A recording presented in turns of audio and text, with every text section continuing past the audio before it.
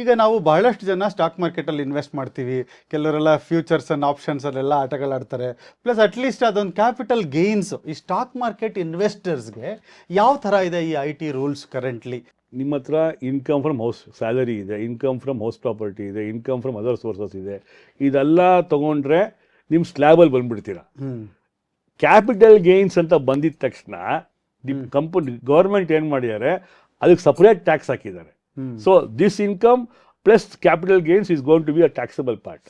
Okay. Asset ಅಂದರೆ ಏನು, movable, immovable, equity ಏನಾರ ಆಗಲಿ, ಏನೇ ಇದ್ರೂ ಅದೆಲ್ಲ ಅಸೆಟ್.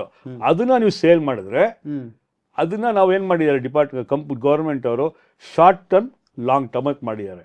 ಶಾರ್ಟ್ ಟರ್ಮ್ ಅಂದರೆ ಯಾವ್ದು ಹೆಂಗೆ ಬರುತ್ತೆ, ನೀವು ಹಳೆ ರೆಜಿಮ್ ಹೊಸ ಆ್ಯಕ್ಟ್ ತೊಗೊಂಡ್ಬಿಡೋಣ, ಹಳೆ ಆ್ಯಕ್ಟ್ ತೊಗೊಂಡು ವೇಸ್ಟ್, ಹೆಂಗಿದ್ರು ಅದೇನು applicable. Perfectly correct. Less than 12 months ಇದ್ರೆ ನಿಮಗೆ short term, more than 12 months 24 months ಇದ್ರೆ ಲಾಂಗ್ ಟರ್ಮ್. ಅಷ್ಟು ತಿಳ್ಕೊಂಬಿಡಿ ನೀವು.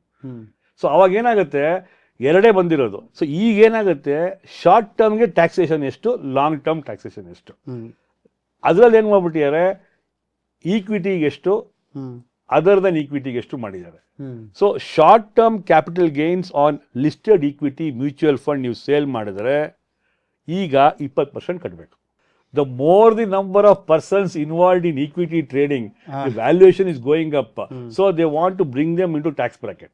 As I told you, long term 12.5% for listed equity and above 1.25 lakhs. ಅಲ್ಲೂ ಎಕ್ಸಂಪ್ಷನ್ ಕೊಟ್ಟಿದ್ದಾರೆ. ಲಾಂಗ್ ಟರ್ಮ್ ಆದರೆ 1.25 lakhs ತನಕ ಟ್ಯಾಕ್ಸ್ ಕೊಡಬೇಡಿ.